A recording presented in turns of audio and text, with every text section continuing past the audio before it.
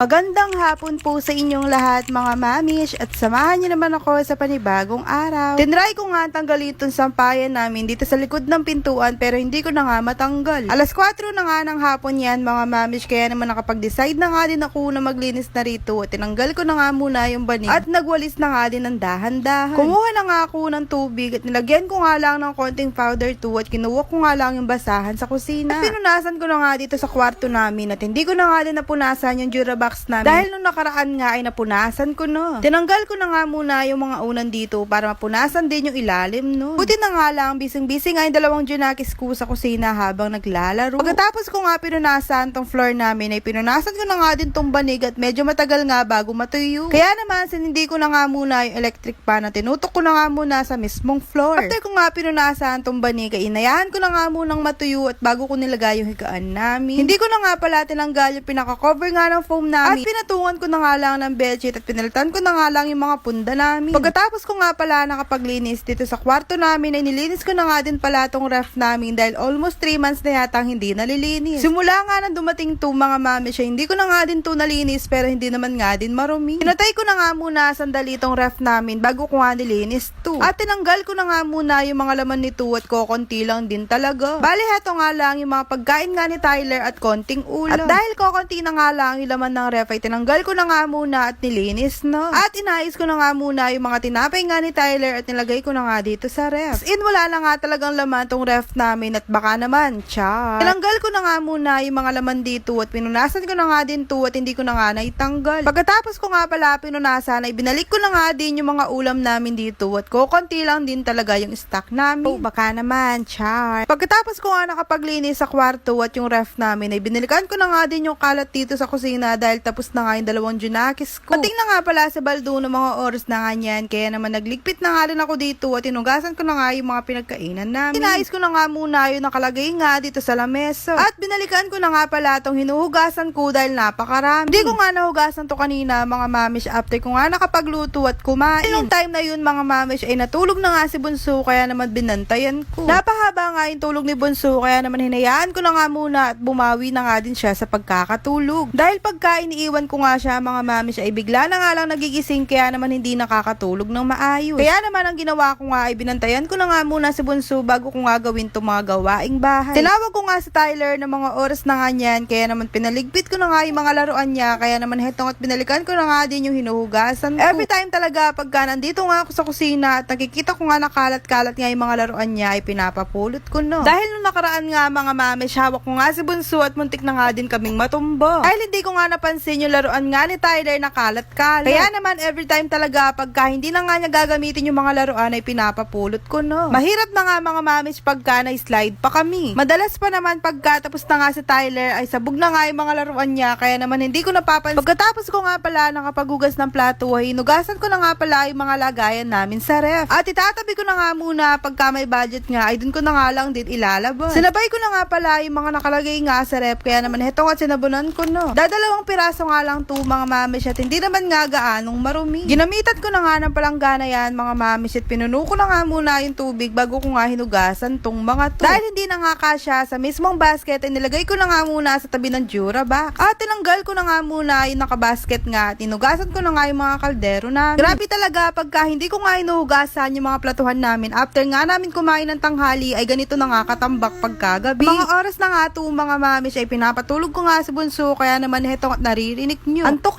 na nga tong si Bunso kaya naman hetong at pinatulog ko no. Every morning talaga mga mamish ay napakaaga nga gumising ni Bunso kaya naman no choice ako kundi tumayo. Kaya nagigising nga si Bunso ay dumadaretso nga siya sa may kusina at tinitignan nga niya si Baldo kung nandun po. Kaya naman pinapalagyan ko nga ng lock yung pintuan namin para sigurado nga kung hindi nakakalabas. Ilock nga yung pintuan namin sa bandang itaas pero hindi nga abot ni Tyler. Kaya naman pinapalagyan ko nga sa bandang gitna. Iniisip ko nga mga mamish pagka biglang lumabas nga si Bunso sa may kusina ay dumaretso na nga siya sa may banyo namin. Dahil yung CR nga namin mga mamish ay wala pa nga pintuan baka biglang pumasok. Pagkatapos ko nga pala hinugasan yung mga platuhan namin at yung mga kaldero ay sunod ko naman nga yung mga daddy ni Tyler. Sa mga oras na nga niyan mga mamish ay alas 10 na nga lang gabi ay hindi pa nga din ako tapos. Nagmamadali na nga pala ako ng mga oras na nga niyan mga mamish dahil baka biglang matulog si Tyler. At si Bunso naman nga mga mamish ay umiiyak na nga kanina pero pinagpatuloy ko pa nga tong ginagawa ko. Every time talaga pagka nakaibaldo nga si Bunso ay laging umiiyak. Kaya naman hinahayaan ko na nga si Bunso na magpunta nga rito at hindi ko na nga hinahayaan na umiyak